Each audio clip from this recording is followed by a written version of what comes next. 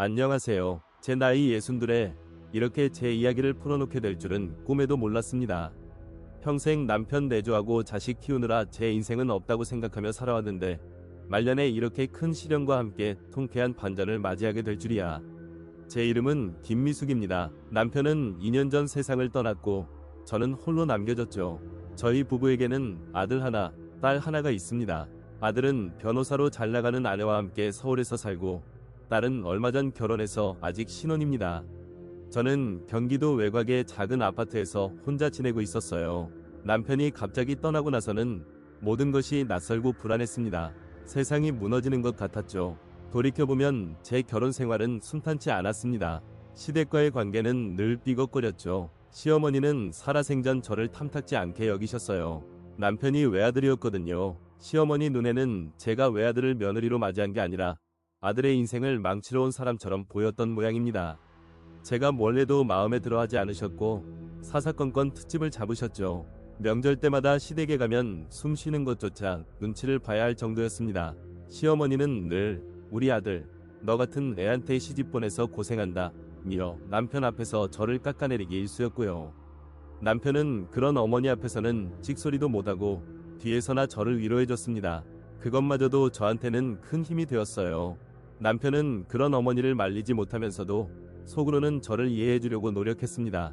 그래서인지 저는 남편에게 의지하며 억척같이 버텨왔어요. 시어머니의 잔소리, 시누이들의 시기 어린 눈총, 그런 것들을 견디며 40년 세월을 보냈습니다.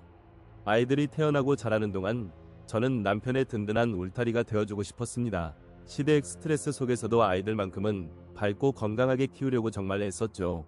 남편도 그런 저를 알아주는 듯했고 가끔은 당신 아니었으면 나도 못 살았을 거야 라며 제 손을 잡아주곤 했습니다. 그럴 때마다 제 가슴속 응어리가 조금은 풀리는 듯했습니다. 그런데 남편이 갑자기 쓰러져서 병원에 실려간 건 2년 전 여름이었어요. 뇌출혈이었습니다. 급하게 수술을 받았지만 끝내 의식을 찾지 못하셨죠. 3주간의 사투 끝에 남편은 제 곁을 떠났습니다. 그날의 충격과 슬픔은 아직도 제 심장을 조여옵니다. 세상의 모든 빛이 사라진 것 같았어요. 텅 빈 집에서 홀로 남편 사진만 바라보며 저는 매일매일 눈물로 지새웠습니다. 자식들이야 각자 가정이 있으니 자주 찾아오지도 못하고 그저 전화로 안부만 묻는 정도였죠. 저는 그렇게 남편 없이 혼자만의 시간을 보내야 했습니다. 남편이 세상을 떠나고 몇 달이 지났을 때 시누이들이 집에 찾아왔습니다. 시어머니는 이미 오래전에 돌아가셨고 남편에게는 3명의 여동생이 있었죠. 저와는 그다지 좋은 관계가 아니었습니다. 시어머니 곁에서 저를 못마땅하게 여기는 걸 옆에서 지켜봤던 터라 시누이들도 저를 곱게 볼 리가 없었죠. 아니나 다를까 그들은 시어머니 돌아가셨을 때도 별로 찾아오지도 않더니 남편이 죽고 나서야 유산 문제로 찾아온 겁니다. 그들이 집에 온 날은 왠지 모르게 쌀쌀한 날씨였습니다. 뜨거운 물에 믹스커피를 타서 내밀었지만 그들의 표정은 딱딱하게 굳어 있었습니다. 몇 마디 나누지도 않고 그들은 본론을 꺼냈습니다. 언니, 저희 오빠 앞으로 되어 있는 재산이 얼마나 되는지 알고 계세요?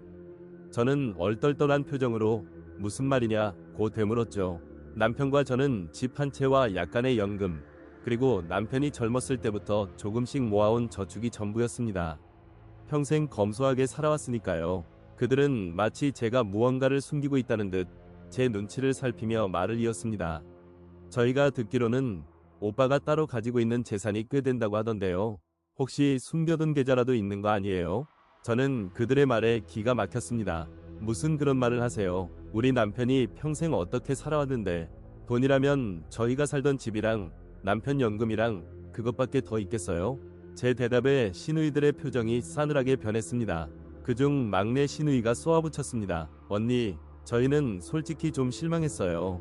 언니가 집안에 빚이라도 져서 숨기는 거 아니에요? 저는 더 이상 참을 수 없었습니다. 죄송하지만 저는 그런 말 들으러 온 거 아닙니다. 남편 돌아간 슬픔도 제 가시지 않았는데 유산 타령하러 온 거면 이제 그만 돌아가세요. 그렇게 시누이들을 돌려보내고 며칠이 지났습니다. 마음이 너무 복잡하고 답답했습니다. 시누이들의 말 때문에 괜히 제 마음이 불안해지기 시작한 거죠. 혹시 남편이 저 몰래 무언가를 하고 있었던 건 아닐까 하는 헛된 생각이 들었습니다. 저는 평생 남편을 믿고 살아왔는데 이제 와서 그런 의심을 하는 제 자신이 너무 한심했습니다. 밤늦도록 잠이 오지 않아 뒤척이다가 문득 남편의 서재가 떠올랐습니다. 남편은 서재에 책을 많이 꽂아두고 가끔 혼자만의 시간을 보내곤 했습니다. 혹시 남편의 다이어리나 무언가 기록해둔 것이 있을지도 모른다는 생각이 들었습니다. 조심스럽게 서재 문을 열고 들어갔습니다. 익숙한 남편의 향기가 느껴졌습니다. 책장 사이를 뒤지다가 낡은 서류철 하나를 발견했습니다. 개인 기록이라고 적힌 표지가 눈에 띄었습니다. 떨리는 손으로 서류철을 열어보았습니다. 안에는 남편이 그동안 써온 가계부와 영수증, 그리고 몇 장의 편지가 들어있었습니다. 가계부를 넘겨보는데 매달 꾸준히 나가는 생활비 항목 외에 엄마 용돈이라는 항목이 있었습니다. 10년 전부터 매달 50만원씩 어김없이 나간 기록이었습니다. 시어머니는 이미 돌아가셨는데 누구에게 보내는 돈일까 의아했습니다. 가장 밑에 있던 편지를 열어보았습니다. 남편이 쓴 편지였습니다. 내용은 충격적이었습니다. 남편은 편지에서 자신의 어머니, 즉 제 시어머니를 언급하고 있었습니다. 어머니, 아들 용돈 드리는 건 제가 평생의 속죄입니다. 제가 너무 큰 잘못을 저질렀고 어머니께 너무 큰 상처를 드렸습니다. 그 죄책감 때문에 매달 용돈을 보내드리는 것밖에는 제가 할 수 있는 일이 없습니다. 편지 내용은 거기까지였습니다. 무슨 큰 잘못을 했는지, 왜 속죄를 해야 하는 건지 전혀 알 수 없었습니다. 저는 계속해서 서류철을 뒤졌습니다. 그러다 엄마라고 쓰인 봉투 하나를 발견했습니다. 봉투 안에는 돈다발이 들어있었습니다. 총 3천만 원이었습니다. 제 심장이 쿵쾅거렸습니다. 시누이들이 말했던 숨겨둔 재산이 혹시 이것이었을까요? 그런데 왜 제게는 말하지 않았을까 하는 의문이 들었습니다. 남편은 저와 늘 모든 것을 공유한다고 생각했는데 그의 은밀한 비밀이 있다는 사실에 마음 한구석이 아려왔습니다. 그때 문득 떠오른 것이 있었습니다. 남편이 몇 달 전 제게 미수가 내가 너한테 꼭 말해줘야 할 게 있어. 그런데 지금은 아니고 때가 되면 내가 꼭 말해줄게 라고 했던 말이었습니다. 그때는 단순히 건강검진 결과나 혹은 제가 감당하기 힘든 경제적인 어려움이라도 있는 줄 알았습니다. 하지만 이제 보니 남편이 숨기고 싶었던 비밀은 따로 있었던 것이 분명했습니다. 다음날 저는 아들에게 전화를 걸었습니다. 상황을 설명하고 아들의 변호사 사무실로 찾아갔습니다. 아들은 아버지의 갑작스러운 죽음으로 인해 힘들어하는 저를 안쓰럽게 바라보며 제 이야기를 들어주었습니다. 저는 서재에서 발견한 서류철과 돈다발을 아들에게 보여주었습니다. 아들도 아버지의 비밀에 대해 전혀 모르고 있었습니다. 아들과 함께 은행에 가서 남편의 통장 거래 내역을 조회해 보았습니다. 모든 통장이 텅 비어 있었습니다. 그런데 이상한 점이 발견되었습니다. 10년 전부터 매달 50만 원씩 꾸준히 인출된 기록이 있었습니다. 그런데 올해 들어 그 금액이 훨씬 더 많아진 것을 알 수 있었습니다. 지난 6개월 동안 매달 500만 원씩 총 3천만 원이 인출되었더군요. 그 돈은 바로 제 친정 어머니 계좌로 입금되고 있었습니다. 저는 말문이 막혔습니다. 제 친정 어머니는 10년 전 저희 남편이 사업에 실패하면서 큰 금전적 손해를 보셨습니다. 당시 남편은 빚을 져서까지 사업을 확장하려다 큰 실패를 맛보았고 그 과정에서 제 친정 어머니께서 어렵게 마련하신 전 재산을 날리셨습니다. 어머니는 그때 충격으로 건강이 나빠지셔서 한동안 힘든 시간을 보내셨죠. 남편은 그 일에 대해 늘 죄책감을 느끼고 있었습니다. 남편은 편지에서 어머니, 아들 용돈 드리는 건 제가 평생의 속죄입니다 라고 했습니다.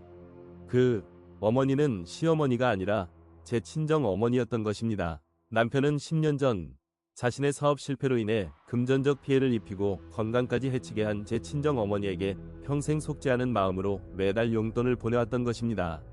그리고 최근 6개월간 어머니께서 병원비가 많이 드는 큰 수술을 받으셔야 한다는 이야기를 듣고 남편은 마지막 남은 돈을 전부 끌어모아 어머니께 보내셨던 것이었습니다. 저는 그제야 남편의 행동들을 이해할 수 있었습니다.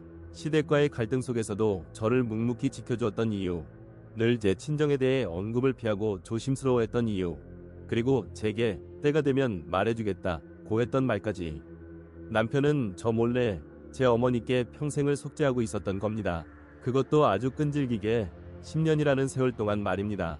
그 순간 제 마음속에서 끓어오르던 분노와 억울함이 눈 녹듯 사라졌습니다. 대신 가슴 벅찬 감동이 밀려왔습니다.